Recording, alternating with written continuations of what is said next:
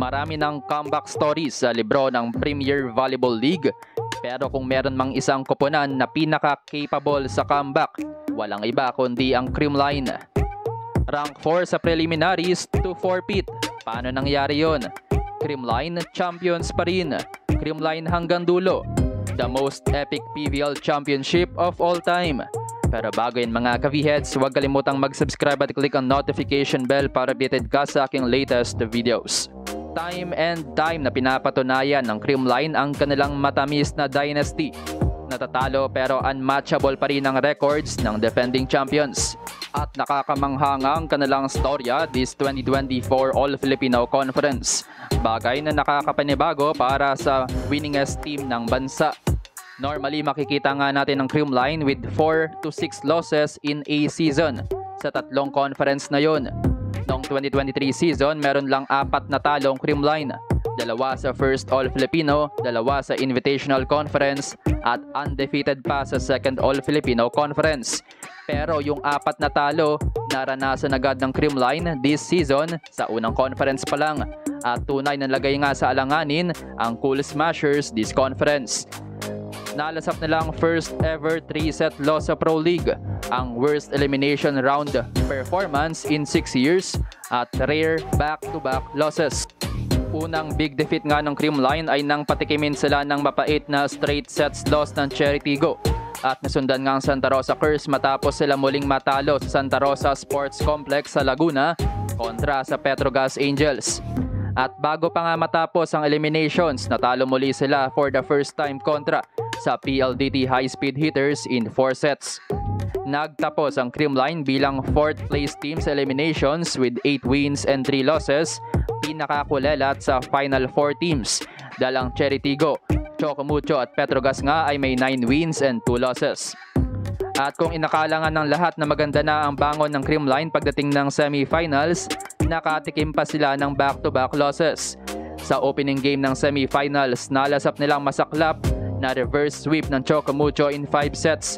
Ito rin ang kauna-unahang pagkatalo ng Creamline sa kanilang sister team. Pero matapos nun, the rest is history. Sa likod ng doubts at issues, nakabangon ng Creamline showing composure and showing what a champion team really is. Pinusuan nilang game kontra Petrogas at gumante sila ng 3-set win kontra Cherry Tigo to make it to the finals. Nakamit ng Creamline ang 11th finals appearance at perfect pa rin sila sa podium finish since 2017 with 14 medals in 14 conferences. Sa Game 1 Finals, comeback at composure muli ang pinamalas ng Creamline at hindi nga sila natibag ng Chocomucho. At sa Game 2, naunahan sila ulit sa set 1 at down nga sila 2-1 in favor of Chocomucho. Pero hindi nga pumayag ang Creamline na humaba pa ang final series at tinapos ang battle for gold in an epic 5-set match sa finals Game 2 20-25, 25-20, 22-25, 25-22 at 15-11. Mararamdaman sa post-finals interview ang sigh of relief at lalim ng pinaghuhugutan ng Creamline Cool Smashers. Ito nga kasi ang most epic PVL championship of all time dahil ang pinakakulelat sa Final 4 siya pang nakagawa pa rin ng ginto.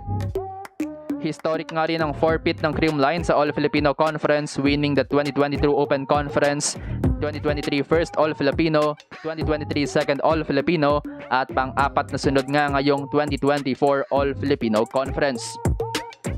Ayon nga kay Alyssa Valdez, team captain ng Creamline, sanay ng Cool Smashers sa back-to-back championships at sanay nga rin mismo si Valdez noong collegiate career nito. Pero kakaiba ang forfeit at nangyari pa nga yan sa Smart Araneta Coliseum, ang dating kalbaryo ni Alyssa. Mararamdaman din kay Gemma Galanza kung paano nagtrabaho ang koponan para makabangon sa rough journey this conference.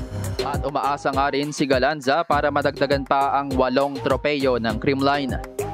Humakot rin ng individual awards ang Creamline Cool Smashers matapos parangalan bilang Best Outside Spiker si Gemma Galanza, Best Middle Blocker si Pangs Panaga at Best Setter naman si Kyle Negrito. Isinabit naman kay Gemma Galanza ang Finals MVP ang kanyang kauna-unahang MVP award sa Professional League.